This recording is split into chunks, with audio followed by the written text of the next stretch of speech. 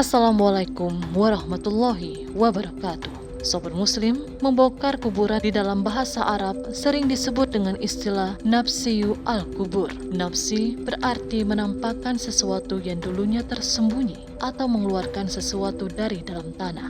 Makna nafsi adalah orang yang profesinya membongkar kuburan untuk mengambil atau mencuri kain kafan atau barang berharga lainnya yang dikubur bersama mayat. Para ulama telah sepakat bahwa membongkar kuburan untuk mengambil atau mencuri kain kafan darinya atau hanya karena iseng atau tidak ada kepentingan lainnya adalah perbuatan yang dilarang dalam Islam karena perbuatan tersebut bertentangan dengan prinsip penghormatan terhadap manusia.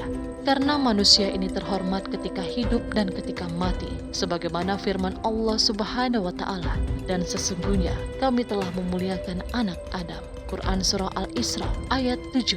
Perbuatan tersebut juga bertentangan dengan hadis Aisyah radhiyallahu anha bahwasanya Rasulullah Shallallahu alaihi wasallam bersabda bahwa memecahkan tulang mayit seperti memecahkannya pada waktu dia hidup. Hadis sahih riwayat Abu Daud nomor 2792, Ibnu Majah nomor 1605 dan Ibnu Hibban nomor 3167.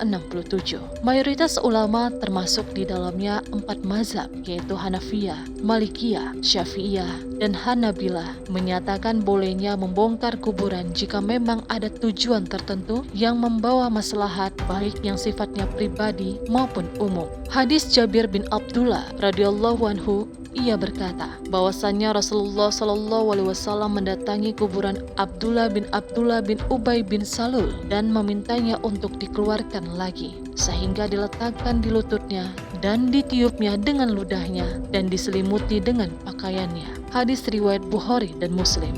Berkat Ibnu Hajar, hadis ini menunjukkan kebolehan membongkar kuburan karena maslahat mayit, seperti menambahkan barokah kepadanya.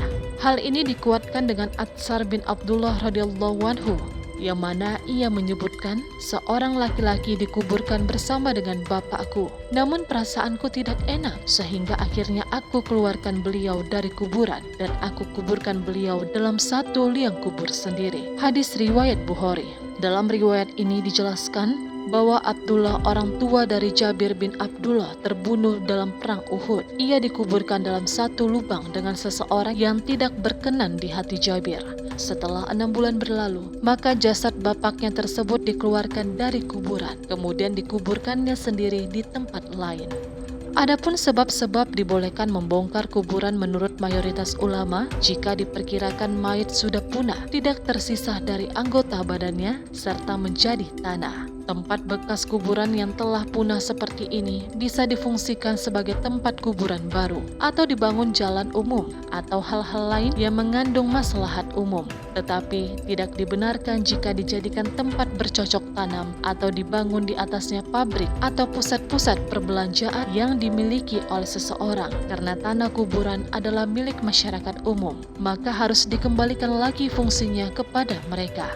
Begitu juga jika seorang mayit muslim yang dikubur tidak menghadap kiblat atau belum dimandikan atau belum dikafani, maka dibolehkan untuk dibongkar lagi agar posisinya menghadap kiblat dan dimandikan serta dikafani terlebih dahulu. Bahkan para ulama dari kalangan Syafi'iyah dan Hanabilah, tentunya hal ini dilakukan selama mayit masih dalam keadaan bagus dan tidak rusak. Begitu juga jika seorang perempuan yang sedang hamil meninggal dunia dan langsung dikuburkan, padahal menurut perkiraan para ahli bahwa anak yang ada dalam perutnya masih bisa diselamatkan, maka dalam hal ini dibolehkan, bahkan diwajibkan untuk membongkar kuburannya serta membedah perut sang mayit untuk mengeluarkan bayi yang diperkirakan masih hidup tersebut. Begitu juga jika seseorang yang tidak diketahui identitasnya ditemukan tewas di jalan atau terseret banjir atau terdampar di pantai.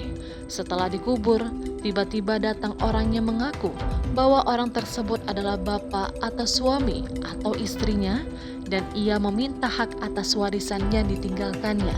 Maka dalam kejadian ini boleh atau wajib dibongkar kuburannya untuk membuktikan pengakuannya tersebut. Membongkar kuburan juga dibolehkan untuk keperluan penyelidikan suatu kasus kejahatan yang hendak diungkap. Para ulama membolehkan untuk membongkar kuburan umat-umat yang telah berlalu karena Rasulullah Shallallahu Alaihi Wasallam dan para sahabatnya pernah membongkar kuburan kaum musyrikin yang telah rusak di kota Madinah.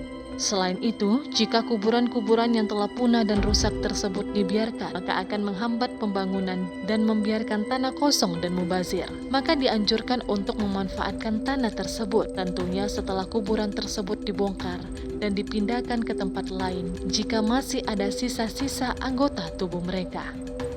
Lalu bagaimana hukumnya memindahkan kuburan para mumi yang berada di Mesir?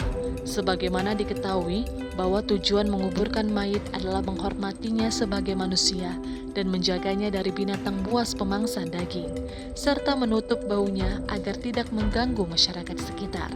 Para mumi yang diawetkan dengan bahan tertentu, ternyata jasadnya masih utuh dan baunya biasanya tidak sebusuk mayit biasa, sehingga sebagian ulama membolehkan untuk memindahkan mereka di tempat-tempat khusus.